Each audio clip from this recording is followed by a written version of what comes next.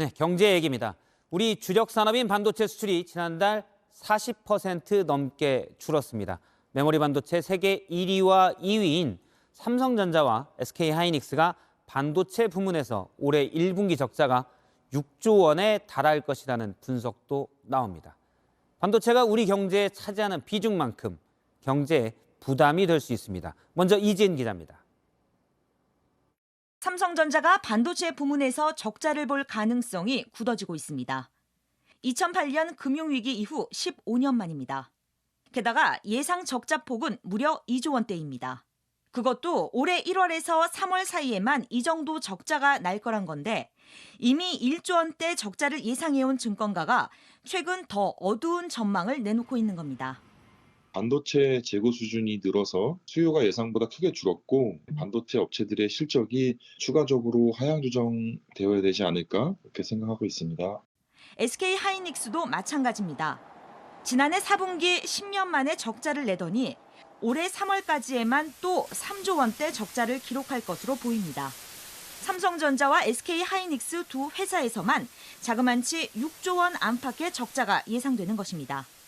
이런 현상은 세계적 불황 탓에 컴퓨터나 휴대전화 같은 상품이 잘 안 팔린 탓입니다. 여기에 들어가는 D램이 삼성전자와 SK하이닉스의 주력 상품인데 가격이 계속 떨어지고 있습니다. 문제는 이렇게 되면 한국 경제 전체에 타격이 불가피하다는 점입니다. 반도체 수출은 우리나라 전체 수출액의 20%. 여기에 적자를 본 기업들이 투자나 고용을 줄이면 서민들까지 고통을 체감할 수밖에 없습니다.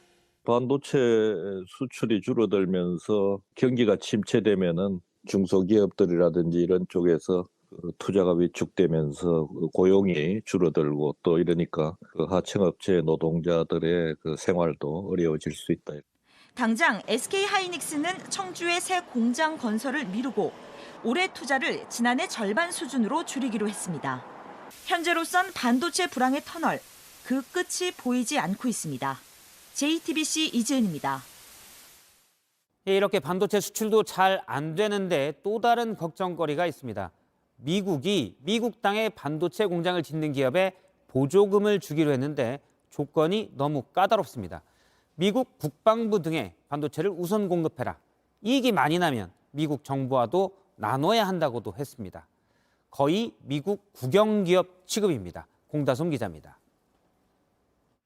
미 상무부가 오늘 홈페이지에 공개한 75쪽짜리 반도체 지원금 신청 공고입니다.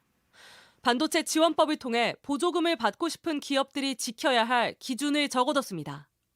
가장 강조하는 건 미국의 경제와 안보입니다. 보조금을 받으면 국방부를 비롯한 국가안보기관에 첨단 반도체를 우선 지원해야 한다는 겁니다. 미국 정부는 신청 기업의 사업 계획이 타당한지 재무 상태가 좋은지도 지속적으로 들여다볼 수 있습니다. 반도체 기업이 예상하는 것보다 많은 이익을 얻을 경우 이를 미국 정부와 나눠야 한다는 내용도 있습니다. 국내 반도체 업계에선 조건이 과도하다는 지적이 나옵니다. 매출이라든지 수익이라든지 이런 부분을 공개를 한다는 자체가 사실은 기업 입장에서는 영업 기밀이고 정보인데 그거를 밝혀야 되잖아요. 보조금을 받기 위해서. 이 조건을 다 지키려면 보조금을 받아도 남는 게 별로 없을 수도 있습니다. 기업의 일반적인 기준으로 봤을 때는 바람직하지 않은 이야기죠. 어떻게 보면 독든 성배라고 볼 수 있죠. 하지만 기업들 입장에선 신청을 안 하기도 어려운 상황입니다. 보조금을 주는 건 미국이 중국과의 반도체 전쟁에서 이기기 위한 건데 안 받으면 미국 편이 아니라고 판단해 불이익을 줄 수 있기 때문입니다. 현재 삼성전자는 미국 텍사스 테일러시에 21조 원 규모의 공장을 짓고 있고 SK하이닉스도 29조 규모의 미국 투자 계획을 내놨습니다. JTBC 공다솜입니다.